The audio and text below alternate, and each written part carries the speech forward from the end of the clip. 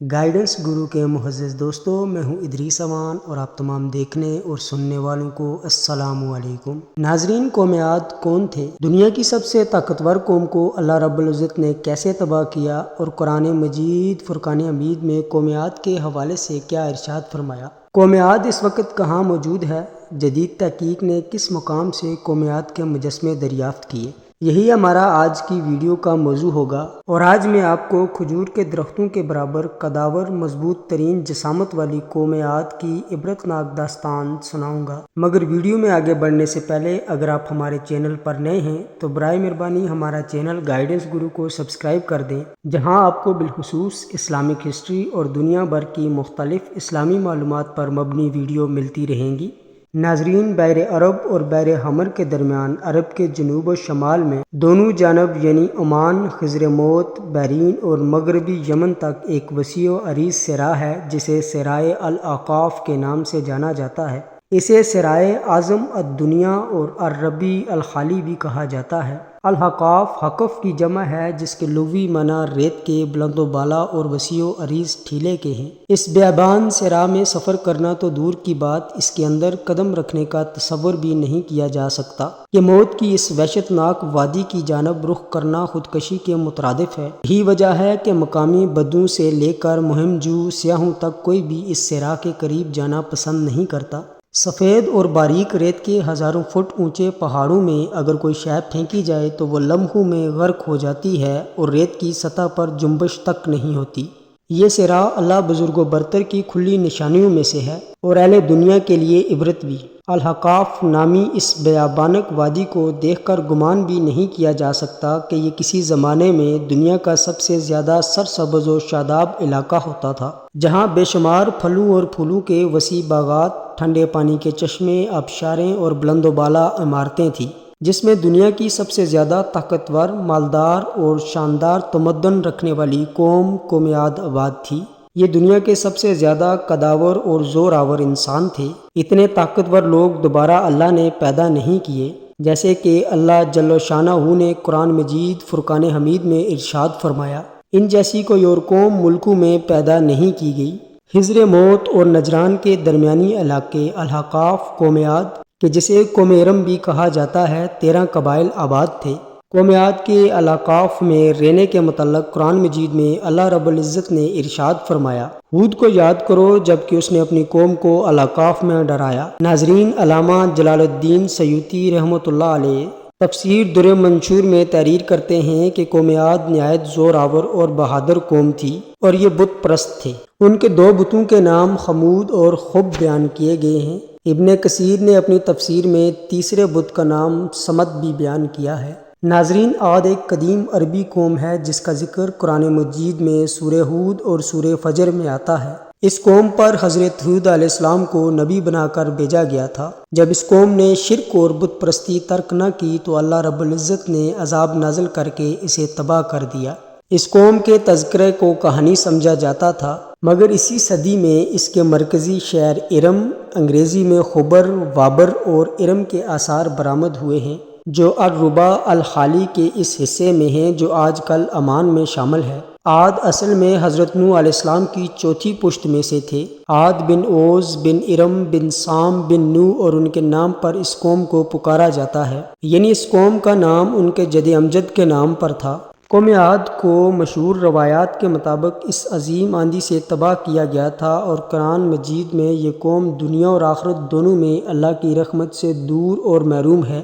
ناظرین، جدید تحقیق کے مطابق یہ قوم 3000 سال قبل مسیح سے لے کر پہلی صدی عیسوی تک موجود تھی۔ ان کو ہزاروں ستونوں والی قوم بھی کہا جاتا ہے۔ ناظرین، حضرت ہود علیہ السلام اپنی قوم کو ایک طویل عرصے تک واعظ و نصیحت کرتے رہے، کبھی ان کو اللہ کی طرف سے عطا کردہ نعمتوں کی یاد دلاتے تو کبھی عذاب الہی سے ڈراتے، مگر وہ بہرے اور اندھے بنے رہے۔ تاریخی کتب میں ہے کہ حضرت ہود علیہ السلام مسلسل 50 سال یا اس سے بھی زیادہ درس و نصیحت میں مصروف رہے۔ قوم عاد کے 13 قبائل میں سے لقمان اور خلجان نامی قبائل نہایت طاقتور تھے اور انہیں حکمران کی حیثیت حاصل تھی۔ حضرت ہود علیہ السلام نے جب دعوت حق دی اور کفر و شرک چھوڑ کر ایک اللہ کی بندگی کی طرف بلایا تو لقمان قبیلے نے سخت مذمت کی اور حضرت ہود علیہ السلام کے دشمن ہو گئے۔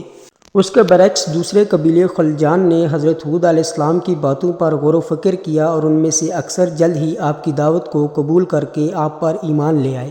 حضرت ہود علیہ السلام نے اپنی قوم کو رائے حق پر گامزن کرنے کی ہر ممکن کوشش کی، مگر اس قوم نے ان کی دعوت کو قبول کرنے سے انکار کر دیا اور بالآخر انہوں نے بارگاہ الہی میں مدد کے لیے دست دعا تلاش کی، جسے قرآن کریم نے یوں بیان کیا۔ نبی نے دعا کی کہ اے پروردگار، انہوں نے مجھے جھوٹا کہا ہے پر تو میری مدد فرما۔ اللہ نے اپنے نبی کی فریاد میں فرمایا کہ اے نبی، یہ بہت جلد اپنے لیے پچھتانے لگیں گے۔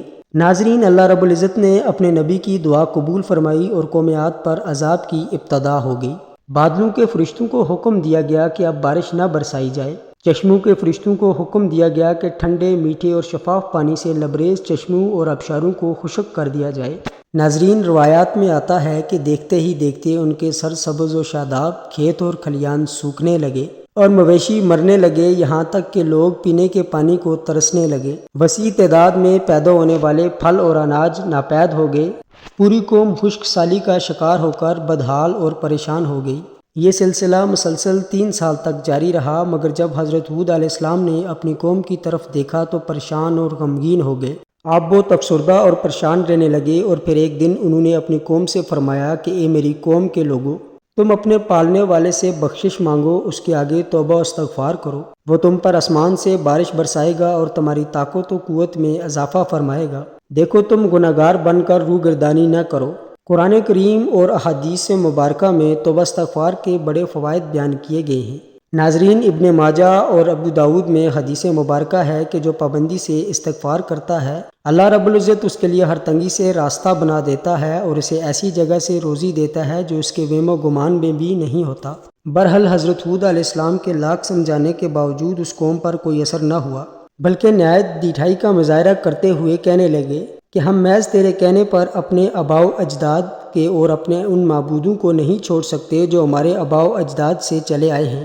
قرآن کریم نے اسے یوں بیان کیا ہے، اے ہود، تم ہمارے پاس کوئی دلیل تو لائے نہیں، اور ہم صرف تمہارے کہنے سے نہ اپنے معبودوں کو چھوڑنے والے ہیں اور نہ تم پر ایمان لانے والے، بلکہ کہ ہم تو یہ سمجھتے ہیں کہ ہمارے کسی معبود نے تمہیں آسیب زدہ دیوانہ کر دیا ہے۔ ناظرین، عذاب الہی کے ابتدائی مراحل میں خشک سالی نے قوم عاد کی حالت بدتر کر دی۔ ان کے سرداروں اور دانشوروں نے اس سے نجات پانے کے لیے مختلف تدابیر پر غور و فکر شروع کر دیا۔ یہ بات بڑی حیران کن ہے کہ پچھلی قوموں کو جب کبھی کوئی مشکل آ گرتی تو وہ اس سے نجات کے لیے حجاج مقدس کا سفر کرتے اور بیت اللہ شریف کے آگے آہذاری کرتے، یعنی کافر قومیں بھی اس حقیقت کو تسلیم کرتی تھی کہ اس ارض و سما میں ایک لافانی قوت موجود ہے، مگر اس کے باوجود جب نبی اور رسول یہ بات کہتے تو ان کی عقل پر پردہ پڑ جاتا۔ قوم عاد کے سرداروں نے بھی یہی فیصلہ کیا کہ قوم کے سرکردہ افراد بیت اللہ شریف جا کر اندیکھے خدا کے سامنے فریاد کریں گے۔ چنانچہ مختلف قبائل کے سرداروں اور دیگر اہم افراد پر مشتمل 70 افراد کا ایک وفد حجاج مقدس روانہ ہوا۔ اس زمانے میں مکہ مکرمہ پر قوم امالیق کی حکمرانی تھی، جس کا سردار معاویہ بن بکر تھا، اور معاویہ کی والدہ قوم عاد سے تعلق رکھتی تھی۔ ویسے بھی معاویہ بن بکر قوم عاد کی شان و شوکت سے بڑا مرغوب تھا، چنانچہ اس نے وقت کی بڑی خاطرداری کی اور اسے بڑے عزت و احترام سے اپنے ہاں ٹھہرایا۔ طبری کی روایت ہے کہ اس وقت میں 2 افراد مرشد بن سعد اور لقمان بن لکیم صاحب ایمان اور حضرت ہود علیہ السلام کے پیروکار تھے۔ غالباً ان کا تعلق بھی قبیلہ خلجان سے ہوا ہوگا۔ ان دونوں کے علاوہ باقی سب کافر اور بت پرست تھے۔ معاویہ نے ان کی اعزاز میں رقص و سرور کی محفل کا اہتمام کیا اور تقریباً 1 ماہ تک یہ لوگ اپنے آنے کا مقصد فراموش کر کے عیش و عشرت اور شراب و شباب کی محفل میں مدہوش رہے۔ جب ان کا قیام طویل ہو گیا تو معاویہ بن بکر کو ان کے واپس جانے کی فکر لاحق ہوئی۔ کافی سوچ بچار کے بعد اس نے ناچنے گانے والیوں کے ذریعے چند اشعار کی صورت میں انہیں ان کے آنے کا مقصد یاد کروایا، جس پر وفد کو ہوش آیا۔ تاریخی کتب میں درج ہے کہ اس موقع پر وفد میں شامل مرشد اور لقمان نے ایک بار پھر انہیں سمجھانے کی کوشش کی کہ جو کچھ حضرت ہود کہتے ہیں کہ اس پر ایمان لے آؤ، مگر وہ نہ مانے۔ وفد بیت اللہ شریف گیا اور بارش کی دعا مانگنا شروع کر دی۔ ابھی تھوڑی ہی دیر گزری تھی کہ اللہ رب العزت نے آسمان میں 3 رنگوں والے بادل بھیج دیے۔ ان میں ایک سفید تھا، دوسرا سیاہ اور تیسرا سرخ تھا۔ اس کے ساتھ ہی آسمانوں سے صدا آئی، اور اپنی قوم کے لیے ان تینوں میں سے کسی ایک بادل کو پسند کر لو۔ چنانچہ وقت نے سوچ و بچار کے بعد سیاہ بادل کو اپنے لیے پسند کیا، جس کے ساتھ ہی سرخ اور سفید ٹکڑے آسمان سے غائب ہو گئے اور ابر سیاہ آہستہ آہستہ آسمان پر چھانے لگا۔ وہ لوگ اپنی دعا کی قبولیت پر بڑے خوش تھے اور سمجھتے تھے کہ اب خشک سالی ختم ہو جائے گی۔ ناظرین، روایات میں آتا ہے کہ پوری قوم نے خوشیاں منانا شروع کر دی، مگر حضرت ہود علیہ السلام سمجھ گئے تھے کہ یہ عذاب الہی ہے، لہٰذا انہوں نے ایک بار پھر اپنی قوم کو مخاطب کرتے ہوئے فرمایا کہ اے میری قوم، یہ اللہ کا عذاب ہے جو تم پر نازل ہوا چاہتا ہے۔ پھر انہوں نے اللہ تعالیٰ کا فرمان انہیں سنایا، نہیں بلکہ دراصل یہ ابر وہ عذاب ہے جس کی تم جلدی کر رہے تھے، یہ ہوا کا طوفان ہے جس میں دردناک عذاب چلا آ رہا ہے جو اپنے رب کے حکم سے ہر چیز تباہ کر ڈالے گا۔ ناظرین، حدیث شریف میں آتا ہے کہ اما عائشہ صدیقہ رضی اللہ تعالیٰ عنہ نے حضور نبی اکرم صلی اللہ علیہ وسلم سے پوچھا، یا رسول اللہ صلی اللہ علیہ وسلم، لوگ تو بادل دیکھ کر خوش ہوتے ہیں کہ اب بارش ہوگی، مگر آپ کے چہرے پر اس کے برعکس تشویش کے آثار نظر آتے ہیں۔ آپ صلی اللہ علیہ وسلم نے فرمایا، عائشہ، اس بات کی کیا ضمانت ہے کہ اس بادل میں عذاب نہیں ہوگا؟ جبکہ ایک قوم ہوا کے عذاب سے ہلاک کر دی گئی تھی، اس قوم نے بھی بادل دیکھ کر کہا تھا یہ بادل ہے، یہاں پر بارش برسائے گا۔ ناظرین، روایات میں آتا ہے کہ قوم عاد نے اس عذاب کو بصورت بادل ہی اپنی بستیوں کی طرف آتے دیکھا تو کہنے لگے یہ تو بادل ہے، ہم پر بارش کرنے والا ہے۔ قرآن کریم میں ہے کہ اللہ رب العزت نے تیز آندھی کا یہ عذاب 7 راتوں اور 8 دنوں تک مسلسل جاری رکھا۔ آندھی نے کسی ایک کو بھی باقی نہ چھوڑا، یہ ہر ایک کے پاس پہنچ گئی۔ غاروں کے اندر، پہاڑوں، گھاٹیوں اور چوٹیوں، گھروں، محلات اور قلعوں کے اندر سب کو فنا کر ڈالا۔ ابن عمر رضی اللہ تعالیٰ عنہ سے مروی ہے کہ نبی کریم صلی اللہ علیہ وسلم نے ارشاد فرمایا، وہ آندھی جس کے ذریعے قوم عاد ہلاک کر دی گئی، اللہ نے ان پر انگوٹھی جتنی جگہ کی مثل ہوا کھولی تھی، بس وہ ہوا پہلے دیہات میں گئی اور وہاں کے لوگوں اور مویشیوں مالوں کو اٹھایا اور آسمان و زمین کے درمیان لے گئی۔ اللہ نے اس خوفناک آندھی سے حضرت ہود علیہ السلام اور ان کے ساتھیوں کو محفوظ رکھا اور انہوں نے خطیرہ نامی ایک بستی میں پناہ لی جہاں عذاب ان تک نہیں پہنچ سکا اور وہ امن و امان اور سکون سے رہے، اور باقی پوری قوم اللہ رب العزت نے تباہ و برباد کر دی۔ ناظرین، علامہ طبری کی بعض روایتوں میں موجود ہے کہ حضرت ہود علیہ السلام کی عمر 150 برس تھی۔ آپ کو 50 برس کی عمر میں نبوت عطا کی گئی۔ 50 برس تک قوم کو واعظ و نصیحت کرتے رہے۔ قوم کی ہلاکت کے بعد مزید 50 برس تک زندہ رہے اور اہل ایمان کو واعظ و درس فرماتے رہے۔ تاریخی کتب سے پتہ چلتا ہے کہ حضرت ہود علیہ السلام کا مزار خضر موت کے ایک مقام پر ہے جہاں عرب کے مختلف حصوں سے ہزاروں کی تعداد میں لوگ جمع ہوتے ہیں، اگرچہ یہ قبر تاریخی طور پر ثابت نہیں۔ ناظرین، اللہ رب العزت سے دعا ہے کہ اللہ پاک ہم سب کے تمام صغیرہ کبیرہ گناہوں کو معاف فرمائے، ہمیں 5 وقت کا نمازی اور اس کے ہر حکم کی تعمیل کرنے کی توفیق عطا فرمائے، آمین یا رب العالمین۔ ملتے ہیں ایک اور نئی ویڈیو کے ساتھ، تب تک اپنا خیال رکھیے گا، اللہ حافظ۔